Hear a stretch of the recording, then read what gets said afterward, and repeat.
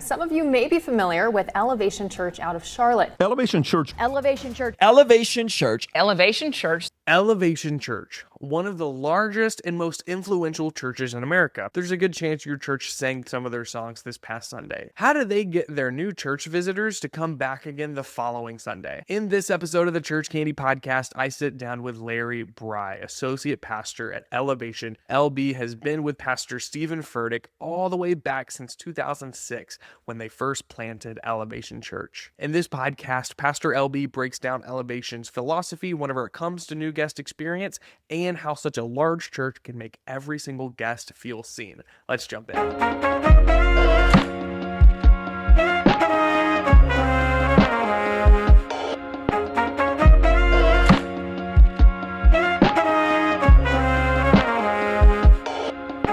Guys, today we are here with Pastor Larry Brey, one of the associate pastors at Elevation Church. Not sure if you guys have ever heard of them. I know a lot of pastors out there, a lot of church planters out there.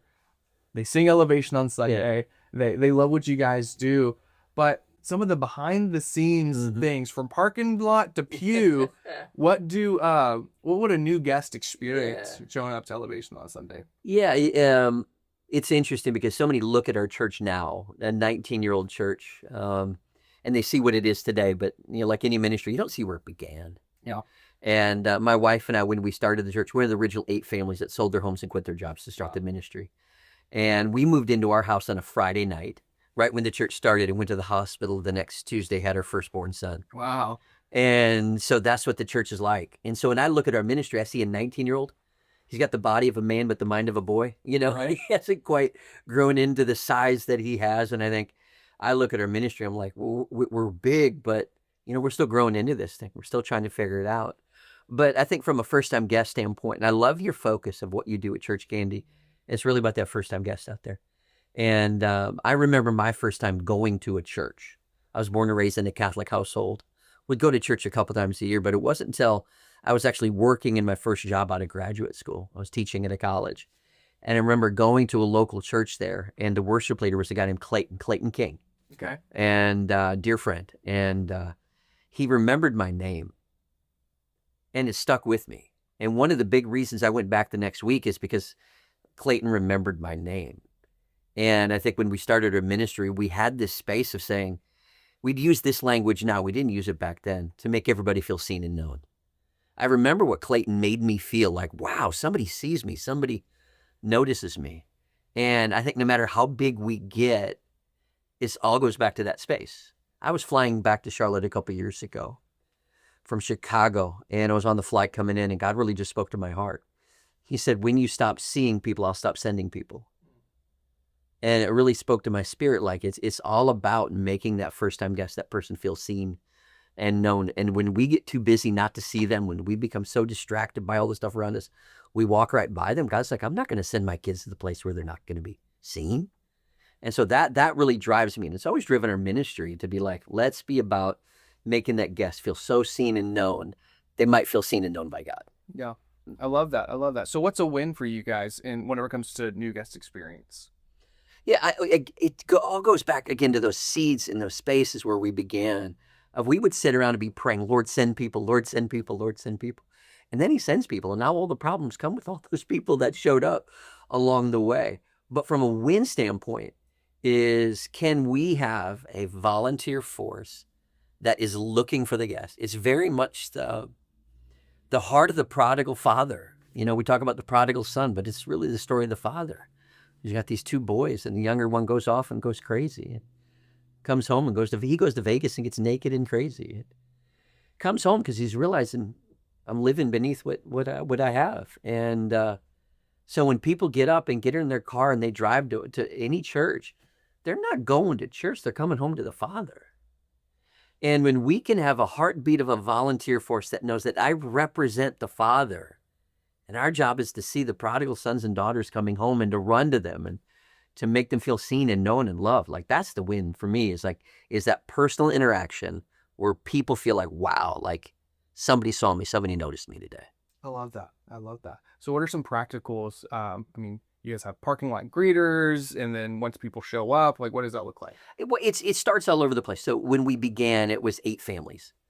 So what we did with 8 families is 6 of those families were standing out in front of our little building, and we would make people feel really awkward walking out because we kind of believe this. People don't have enough people caring about them in life.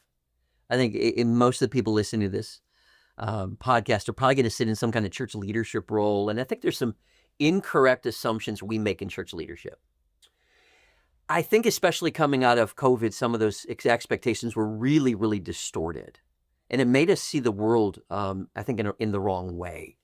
Because COVID created a space that people like, give us distance, and we want, door drop-offs, and we don't want personal. I think the kingdom right now has got the capacity to make people feel so seen and known like never before.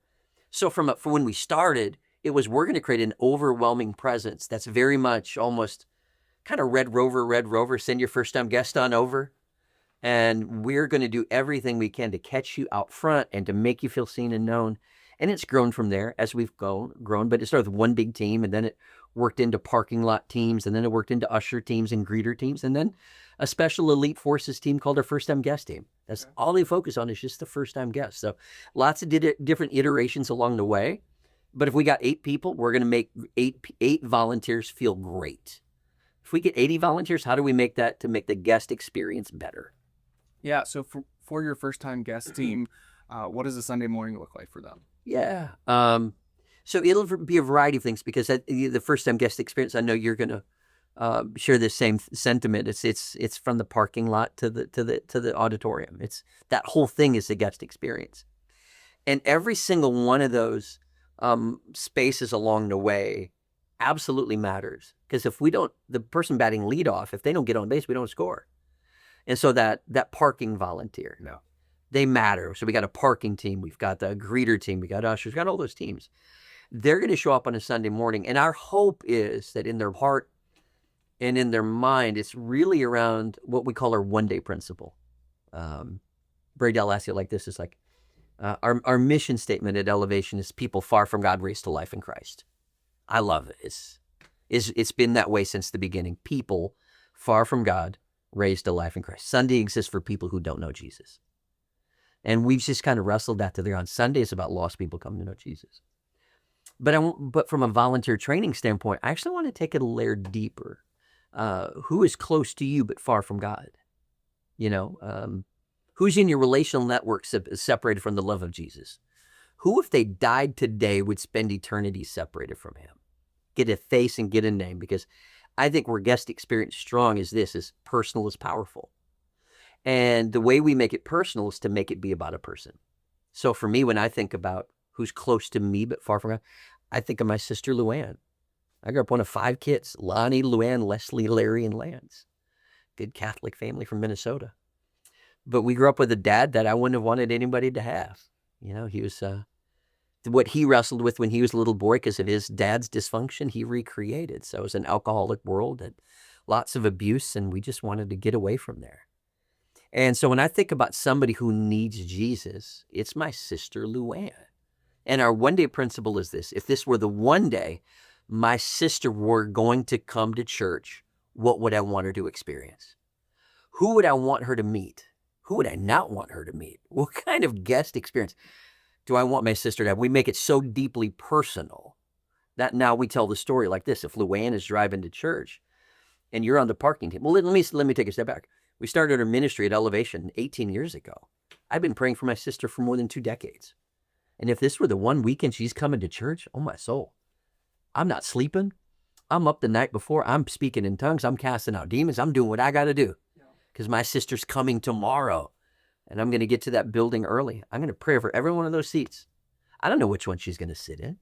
I don't know which one she's going to be forgiven. So I'm going to assume all her options, and I'm going to anoint every single one of those seats with oil because it's deeply personal. This is my sister. She's coming to church tomorrow. And then I will go to the parking team and say, do you get it? My sister's coming today. And if more than 2 cars get backed up, she'll turn around and go home. And she'll say, I tried church and it didn't work for me. And if she dies on the way home, she's going to hell. And if that happens, I'm going to kill you. So parking team, do you get it? Do you get the opportunity that God has given you to welcome my sister into his presence? And then go to the greeter team. It's like, do you get it, greeters? My sister works at a job, she gets cussed at all day long.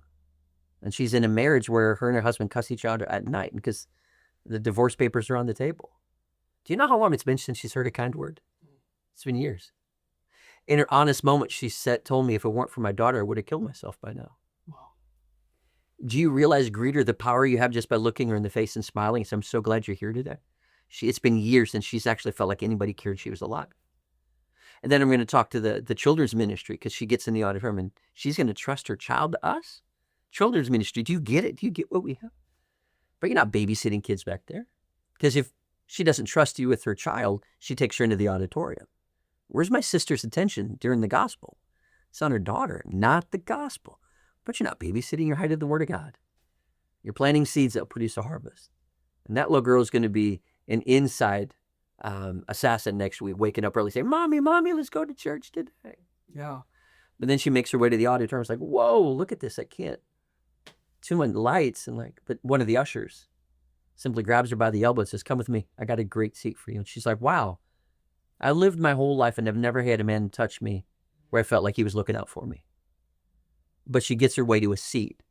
And now the music starts and she's like, this is not like anything I've ever seen. And she's almost crying because something in her heart is crying out. And then the music starts and wow. But then the person running the lyrics, if you're not on flow, you make my sister feel like an outsider because she doesn't know the songs, but you get the assignment. Because when the calling is significant, nothing's insignificant. Everything matters. Then at the end, the gospel is preached and my sister gives her life to Jesus. If my sister's coming to church, if this is her one day, that's what I'm going to do. Who is it for you? Who's that one? When you think about it, who is it for you? How do you keep ministry personal? What's that person that's here in your spheres of influence? See, that's huge. Just in my line of work, a lot of the times we'll travel. Like I'm here now in Charlotte. We're here in Charlotte. And a lot of the times, this time I wasn't able to, but I'll bring my wife, my kids. And because I'm bringing my kids, I'm also bringing my in-laws. Yep. And my in-laws are someone that I'm not sure where their relationship is with the Lord. I'm married to a Hispanic woman. They're from El Salvador. I know my father-in-law prays before every meal, always talks about God. I'm not sure where my mother-in-law sits, but I love that we'll drag them along to church to help us with our kids. Love it. Just because that's an opportunity for them to hear the gospel. Yes. And a lot of these churches are churches that we work with. And so at least I hope that, they've got some good systems and operations in place, because I know we're sending them new guests every week from the marketing that we're doing for them. And so I love you're breaking it down like that, because we'll always tell our team in our church, like, hey, you don't know what the person coming in through those front door is, the baggage that they're coming in with. You don't know the kind of week they're having. You don't know what kind of life they've lived. Yes. But taking that a step further and making it personal. You make it personal. Personal is powerful. And that's where I think from a volunteer expectation training, that whole thing, we've got it make it so deeply personal, because my sister's not coming tomorrow. My in-laws aren't coming tomorrow, but somebody's sister's coming on Sunday. Somebody's in-laws are coming, because it's always somebody's one day. And what God showed me 20 years ago, he says, if you take care of somebody else's sister, I'll take care of yours. So good. That's been the heartbeat that's driven every Sunday, where it shows up, somebody's going to meet Jesus. It's somebody's one day. And what happens with the drift of serving is it's not personal any longer. And so how do we, and I think that's the charge of leadership, to make it so deeply personal? People get up early because it's somebody's one day. And God, for whatever reason, graced me enough to be part of that experience where somebody gets to meet Jesus. I love that. I love that so much. My sister-in-law, at the church that she was going to, she'd been going there for a few years. She was just out of high school. She'd go to the adult services. She didn't serve. She wasn't too plugged in. But she told me and my wife one day, she's like, yeah, it's so funny. I've been going to this church for 2 years.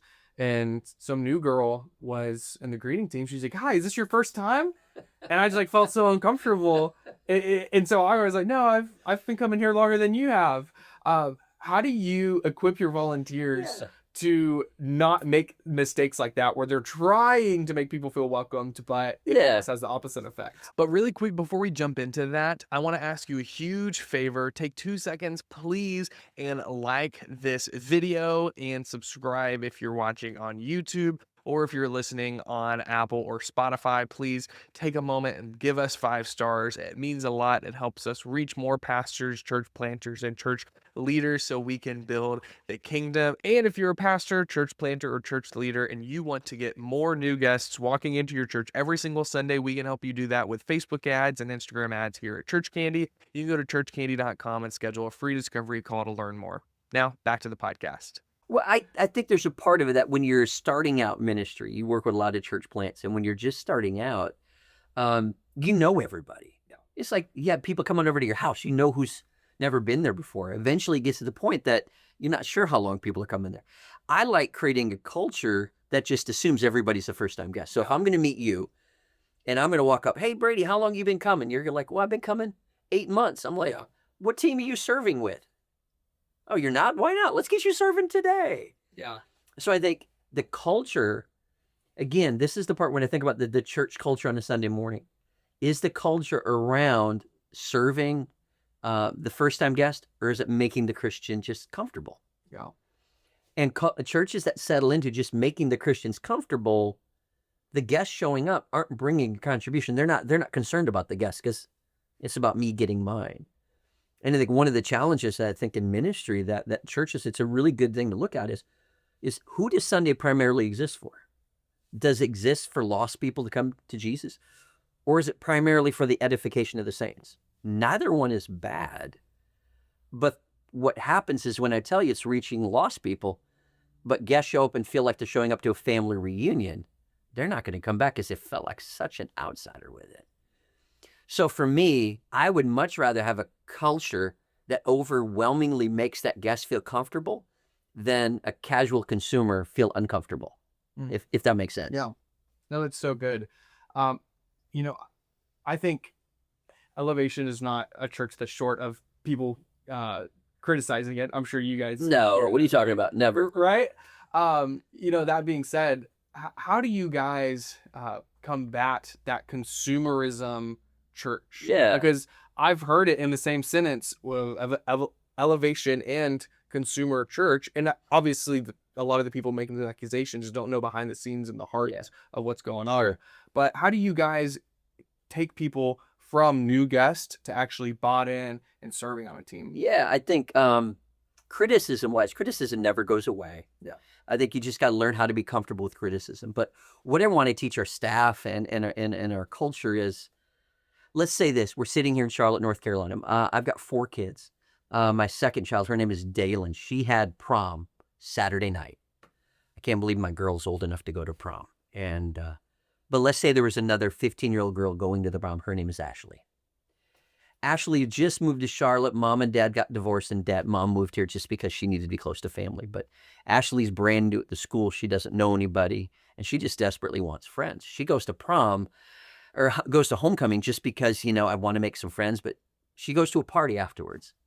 Let's say Ashley goes to this party, and she really knows she probably doesn't want to be there, but she really wants to make friends and get to be known.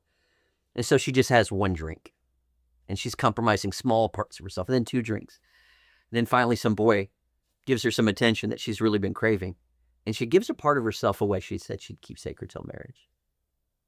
And that little girl, Ashley, goes home that night. She throws her promise ring away that she got when she was 6 because she felt like she forfeited her future.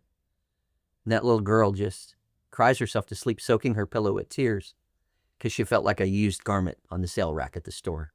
Felt like because of what happened, she's forfeited any future. And she wakes up the next day hoping it was a nightmare, but it wasn't. But by the time she wakes up, that boy who stole that thing from her has already circulated photos around social media, and she's labeled every name you can imagine, and she literally wakes up the next day not wanting to live. And now she's going to come to one of our churches. Here's what I want to tell people with a calling, because a calling is always connected to a cry. Can you hear Ashley's cry? And when her cry is louder than their criticism, we'll remain feet planted in our calling. But when the criticism drowns out the cry, we question whether or not we should do it. When the complaining gets louder than her cry, we might walk away from it. What I want to teach people in ministry, longevity, I've not been doing this thing long. It's only been a couple decades. But the criticism isn't going to go away. My responsibility to steward the calling is to keep her cry louder than their criticism. So when I can teach that to somebody, that spirit side of it, that other stuff takes care of itself. I just think when we don't have that grounding, it's easy to be dragged away by criticism and complaining. For sure. Yeah, that's huge. Now, whenever it comes to, earlier you mentioned consumer church, where people just show up, they're comfortable, they're singing the praise and worship music, they're listening to the message, and they go home. How do you actually get those people bought in and serving? Yeah. Well, I tell them the story I just told of Ashley. Yeah.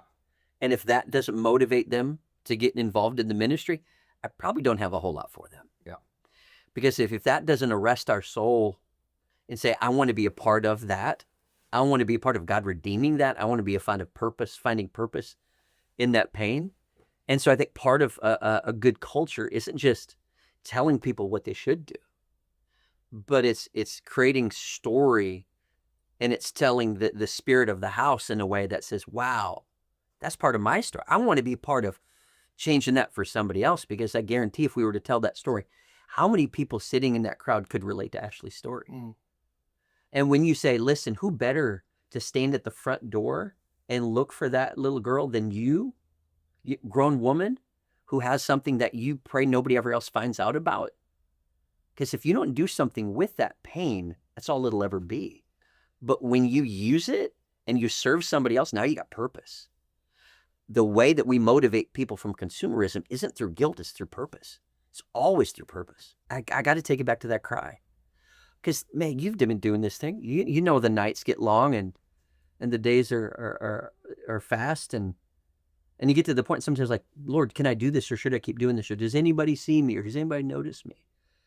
And if the only thing anchoring me in place is my will, I will eventually get worn away and I'll get washed away. Yeah. I got to have something bigger than that. That's where I think it's that cry. It's that 15-year-old girl to Ashley, that cry, like, okay, there's another Ashley coming. Yes, the criticism is going to come, and the complaining doesn't go away. Yeah. The complaining around you, the complaining within you, man, I've said this, I think we'll forfeit more territory than the devil will steal. And I've seen more Christians have their destiny derailed by complaining than the devil took from them. Yeah. Because you start out like, this is going to be amazing, but eventually like, why am I doing this? And what do you guys do for people that are like, they want to serve, but they only want to serve in one area? I guess you guys are at the elevations at the point now to where it's like, I want to play drums, I'm going to do that, I'm not serving kids, I'm not doing that. What do you guys think about that? So I think philosophically, I would kind of take it back to this. I think serving in the church is so secondary. I think what I want to teach people how to do is to have an ordered life. Okay. If we were to have anybody who claims Christ say, what are your priorities? They'd all say Christ is first, church is God's first, my family's second, job, But no, let me look at your calendar. Let me look at your checkbook. Let's reconcile. Do those really align? So from an ordered life is this place that when the Israelites went into the promised land, they sowed their crops, and it came to harvest time, the first 10th. You don't touch the other 90. You cut down the first 10th, and you take it to the priest. You take it to the priest, and you bring it as an offering. Because until you bring that first 10%, you can't touch the other. That's the principle of the tithe. That's an ordered life. God wants to be first. God wants to be first in my finances. He wants to be first in my time. What if we were to teach people to tithe on their thoughts? Let your thoughts go to God first. What if we were to teach them tithe on their emotions? How about tithing on your relationships? God didn't give you those 100 relationships for you to enjoy just that. He gave you them to have his influence through you into their lives. What if we were to teach people to tithe on that, bring 10 people to the church? But when it comes to time, God wants to be first. So when someone comes and says, I don't have enough money to tithe, it's because their life is out of order. God goes first. Yeah. If he's first, you have enough to tithe. Time, same thing. Because scarcity mentality says this: when you don't have enough, if I don't have enough money, where do I stop giving first? To God. A scarcity will always cause you to hold on to. But God wants to be first. When time gets tight and I don't have enough time in life, where do I stop giving time to first? Serving in the church. So when someone comes and says, I really need to take a step back from serving, I'm not like, oh, okay. I'm like, no, let's keep your life in order here. So how do we help you order your life in a way that accomplishes the priorities you want for your life? So for me, serving isn't about like, oh my gosh, I'm going to have a hole left over if they're not here. It is really about saying the person you want to become will happen through the priorities you live. I feel like a new guest would show up to Elevation and really be wowed by what you guys have going on. I think Elevation does a great job at really operating at a high spirit of excellence. And so with that, they show up, it's like a well-oiled machine compared to if I go to, like, I was a part of a church plant. Yeah. Church planters, bro, when we started, I was the youth pastor. I was the connections director. Yeah. I used to work in a coffee shop in college, so I was in charge of the coffee. So like, I did it all, wore man. all those hats because Yes. there was a need for it. And I'm still doing that. I'm still wearing all those hats. Yes, I hear you, man. So, do you guys have people that have this mindset of, oh, well, they've got all these people serving, they've got all this, they don't need me. Yeah. Oh, absolutely. And I think part of that is to be continually telling the story and say, here's what this ministry is about. Let me tell you about Bob, who came last week, and Bob gave his life to Jesus. And here was Bob's experience. And guys, God has called us to be a part of God's redemptive story. And there's an opportunity for you to jump in and find purpose through serving someone like Bob. And so, but I think what sometimes happens early on is when you're carrying 17 hats, and man, I get it. I still wear a lot of those hats. But when we speak from need, it doesn't inspire anybody to step up and serve. But it's not stepping up to serve. I think I just have a philosophy that says Jesus died for his church. It's his plan A. And if you've given your life to Jesus, you're a servant of his. You're a bondservant. So serving in the local church is a reasonable act of worship. It's not some wonderful philanthropic thing. It is a reasonable act of worship. It's what we should be doing. That's huge, man. That's huge. So on a similar note, going back to first-time guests, they come, they experience a Sunday morning. What do you guys do to follow up with them? Like, what is the follow-up process like after they visit? Yeah, it's tried to be consistent over the years. Again, personal is powerful. So when we started the ministry, my job was to stand at the front door and know every person walking into the building. And if I didn't know you, you were a first-time guest. So my job is to say, hey, oh, Brady, hi, how you doing? And meet your wife and your kids. And I'm taking diligent notes on you. And then I'm going home, putting all that stuff into the database.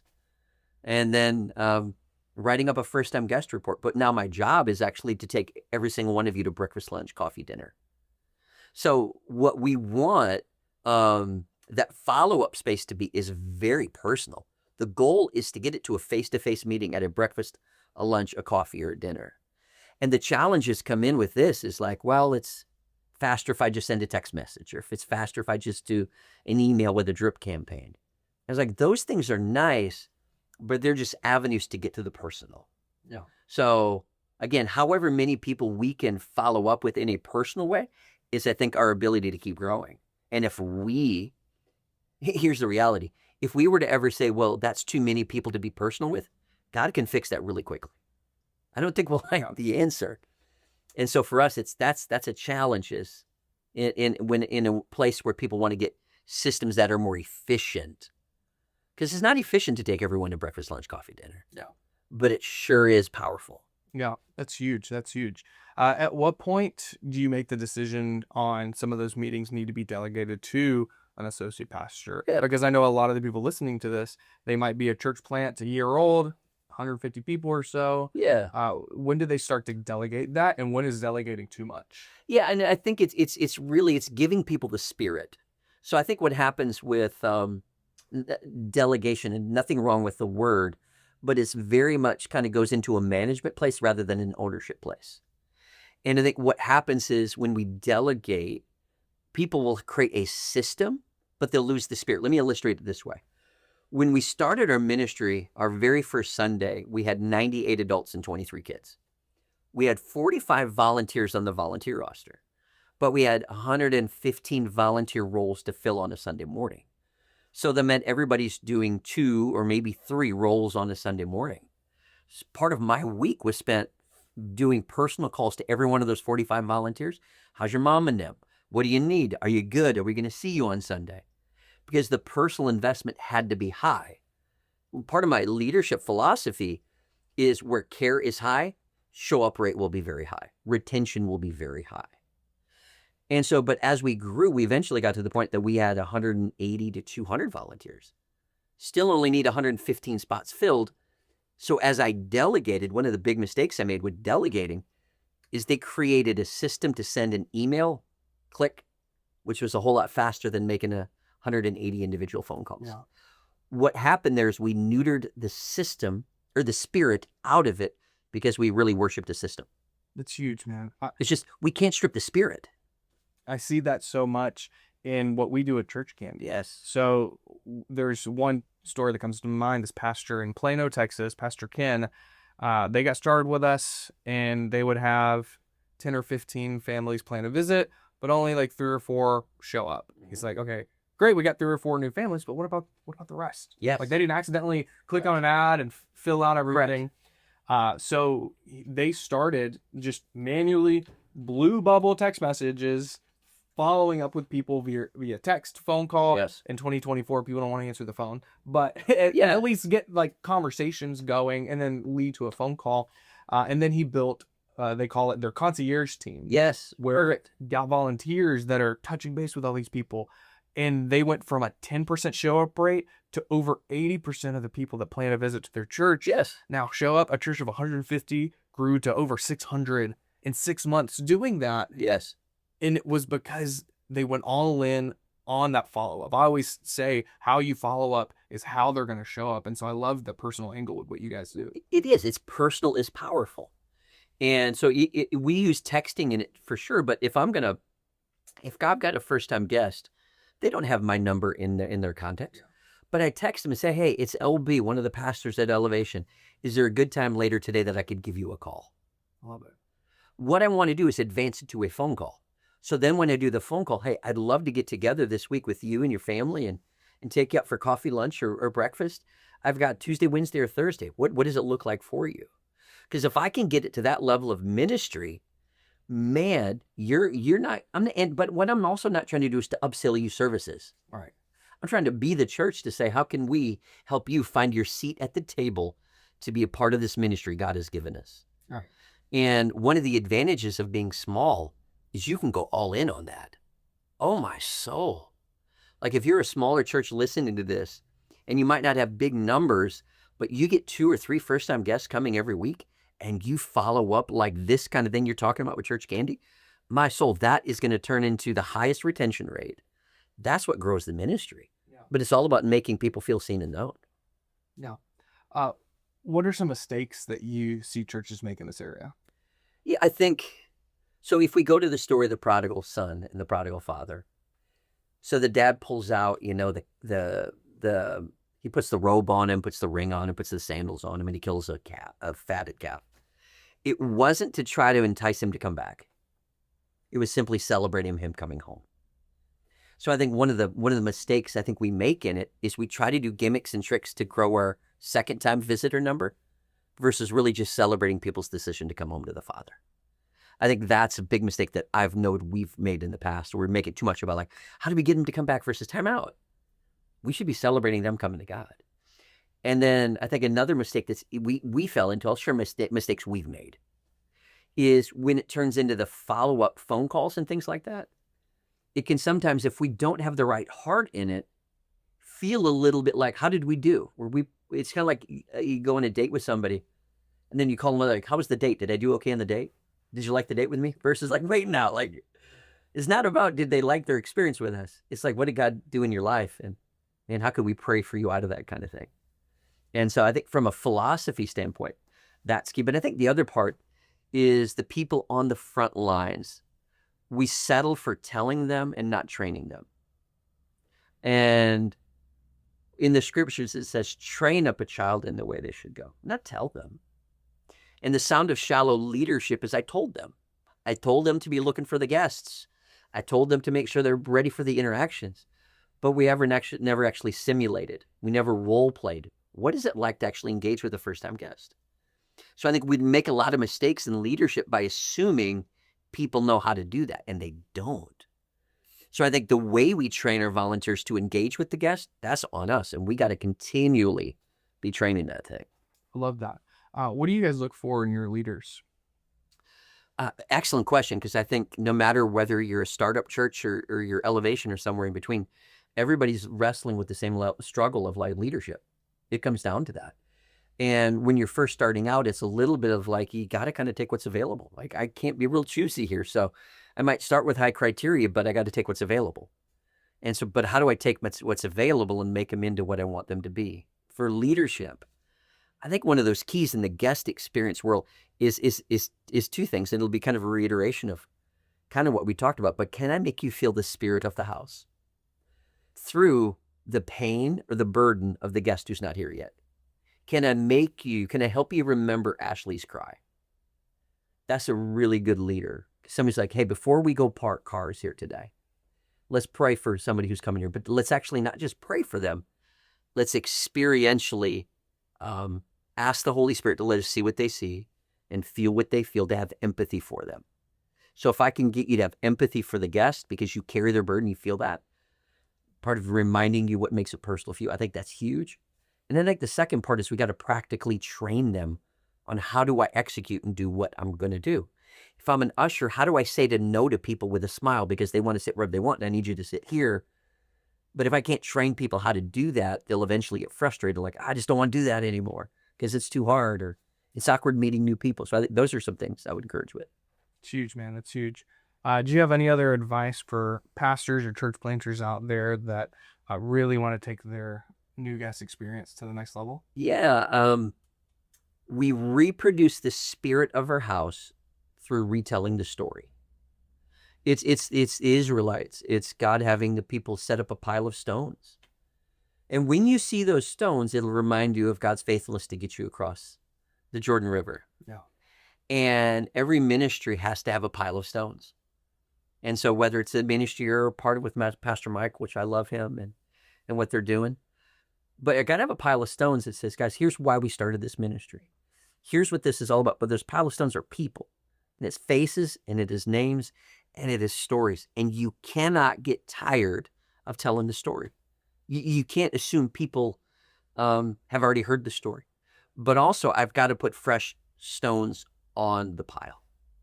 And so as a pastor, the currency, I think, of a healthy culture is the story. It's the story of somebody who needs to know Jesus. It's the story of somebody who came and experienced Jesus in the ministry. It's huge, man. It's huge. Well, if people want to connect with you, what's the best way for them to do that? You can follow me for social media. LBREY. It's at LBREY on Instagram. Easiest way. Love it, man. Love it. Well, before we go, I've got a gift for you. I didn't tell we were going to do this. Okay. Alex, I like gifts. if you can help me What do with we got, this. Alex? Come on, man. All right. Oh, so I know. Oh, come on, Alex. So I know if you just want to bring the cooler over here. Alex, I love you. I don't know what you're bringing yet, but I assume it's something beautiful. I know you've been doing carnivore. So we found a butcher here. Come on. Is that a tomahawk steak I'm looking at? Is a tomahawk ribeye. Yes. You know my love language. Oh, right It's here. not this is not actually service, it's meat. This is Hallelujah. live on the pod. We got it right here. Here you go, sir. That is beautiful. Look at that thing. It is. They had choice. They didn't have Wagyu or prime. No. I tried to get the one with the most marbling. I was gonna say the marbling. Do you know your cuts of meat, do you? I try my best.